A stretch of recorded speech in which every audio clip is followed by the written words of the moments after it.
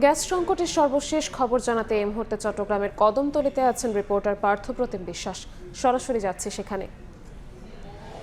পার্থ, চট্টগ্রামে আজকে তীব্র গ্যাস সংকটের সৃষ্টি হয়েছে, সেটি কিন্তু আমরা দেখছি। বাসাবাড়ি থেকে শুরু করে সিএনজি যে রিফুয়েলিং স্টেশনগুলো রয়েছে, কোনো জায়গায় কিন্তু গ্যাস পাওয়া যাচ্ছে না। এবং আমরা কদমতলীর যে সিএনজি রিফুয়েলিং স্টেশন রয়েছে, এখানে আসার পর যে দৃশ্য দেখছি, এখানে প্রায় কয়েক কিলোমিটার এলাকা জুড়ে কিন্তু সিএনজি চালিত যে গাড়িগুলো রয়েছে সেগুলো লাইন ধরে দাঁড়িয়ে রয়েছে। তার কারণ হচ্ছে 5 থেকে 6 ঘন্টা, অনেকে 7 ঘন্টা ধরেও দাঁড়িয়ে রয়েছে, কিন্তু কেউ কোনো ধরনের গ্যাস পাচ্ছে না। এবং আমরা যে রিফুয়েলিং স্টেশনটির সামনে দাঁড়িয়ে আছি, এখান থেকেও কিন্তু 12:30টার পর থেকে আর কোনো ধরনের গ্যাস দেওয়া হচ্ছে না। শুধু এই আসলে সিএনজি রিফুয়েলিং স্টেশনই নয়, নগরীর যে অন্যান্য রিফুয়েলিং স্টেশনগুলো আছে সব জায়গায় কিন্তু একই অবস্থা।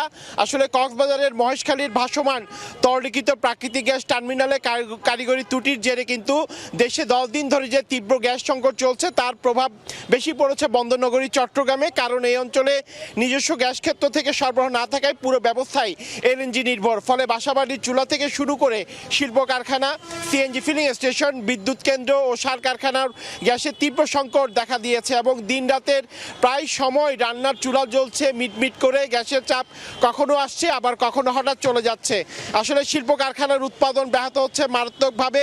গ্যাসের কারণে চট্টগ্রামের শিল্পক্ষেত্রে উৎপাদন কমেছে কমপক্ষে 30%। এবং ফিলিং স্টেশনে গ্যাসের জন্য সারাদিন লেগে আছে দীর্ঘ লাইন। এবং চট্টগ্রামের গ্যাস নির্ভর 2টি বিদ্যুৎ কেন্দ্র কিন্তু পুরোপুরি আসলে বন্ধ আছে। এবং ওই 2টি কেন্দ্রে 210 মেগাওয়াট করে 420 মেগাওয়াট বিদ্যুৎ উৎপাদন করা হতো। এবং কাফকো সার কারখানা উৎপাদন মারাত্মকভাবে ব্যাহত হচ্ছে। বাকি 2 কারখানা সিএফএল এবং ড্যাপও বন্ধ রয়েছে কারিগরি ত্রুটি ও কাঁচামাল সংকটের আসলে আবর্তে। আসলে যে গ্যাস সংকটের কারণে আসলে চাহিদার বিপরীতে 44% কম গ্যাস পাচ্ছে চট্টগ্রাম। শিল্প কারখানায় উৎপাদন কমেছে 30%। এবং সিএনজি স্টেশনগুলোতে 5-6 ঘন্টার যে দীর্ঘ লাইন, সেটি কিন্তু আমাদের ক্যামেরায় আপনারা দেখতে পাচ্ছেন। এবং এখানে যারা গাড়ি চালকরা রয়েছে তারা বলছেন তারা 6-7 ঘন্টা ধরে আজকে না খেয়ে কিন্তু শুধুমাত্র গ্যাসের জন্য অপেক্ষা করছে।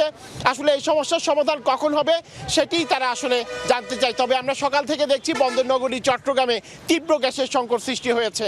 সেই সংকট এখনো পর্যন্ত সমাধান হয়নি। তো এই ছিল আমার কাছে এখনো পর্যন্ত নগরীর কদমতলী এলাকা থেকে এখানকার সর্বশেষ খবর।